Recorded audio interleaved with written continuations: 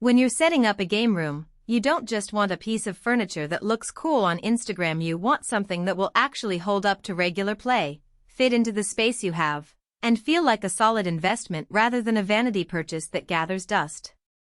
That's the exact dilemma I faced when I started looking at 7-foot pool tables for my apartment's spare room. I wanted a table that wouldn't dominate the layout, was straightforward to assemble, and could survive a few evenings of friendly competition without wobbling every time a ball hit the cushion. Link is in the description if you want to check the product details on Amazon. The first thing that tripped me up was the sheer number of options that promise professional-grade performance but end up being oversized or overly complicated to set up. A lot of people assume that a bigger table automatically means a better experience, but in a typical apartment you're really looking at a balance between playability and practicality. You need to think about the footprint, the height of the legs, and how the table will feel after a few games when the floor is slightly uneven. That's why I zeroed in on the Barrington Billiards 7-foot urban bar-sized drop pocket pool table. It's marketed specifically as a bar-sized, space-friendly piece, which is exactly the sweet spot for a home that isn't a dedicated recreation hall. First, let's talk about size. At 7 feet, the table sits comfortably in rooms that measure roughly 12 by 14 feet or larger. If you have a tighter layout, say, a studio apartment with a compact living area, you'll need to measure the clearance around the table for cue length. A standard cue is about 58 inches, so you'll want at least 5 feet of margin on each side to make comfortable strokes. In practice, I measured my room and found that the Barrington table left just enough space for a single cue holder, a small side rack for chalk, and even a tiny sofa for spectators.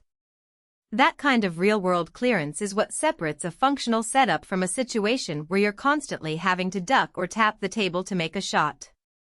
Next up, the leg design. The product's claim of sturdy leg design felt like a vague promise until I actually watched the assembly process. The legs are made from solid hardwood, pre-drilled with mounting plates that align the rails perfectly. You don't need a professional to bolt the whole thing together, just a couple of friends and a basic socket set. The real advantage shows up after you're done.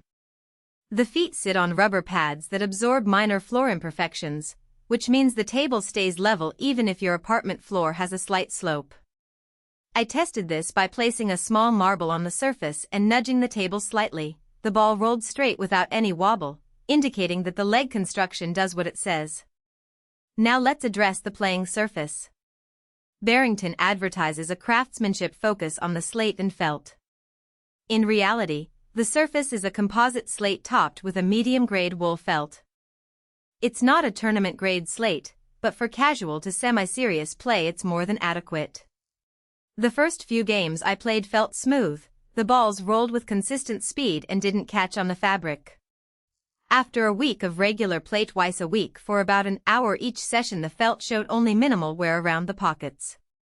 That tells you the surface is designed to handle repeated use without degrading quickly, which is a key consideration if you plan to keep the table for years rather than swapping it out after a season. Of course, no table is perfect. One practical weakness is the drop pocket design itself. While the pockets are deep enough to catch most shots, they don't have the ball catch rails that high-end tables boast, so a fast break can sometimes send balls flying out if the cue ball strikes the rail at a shallow angle.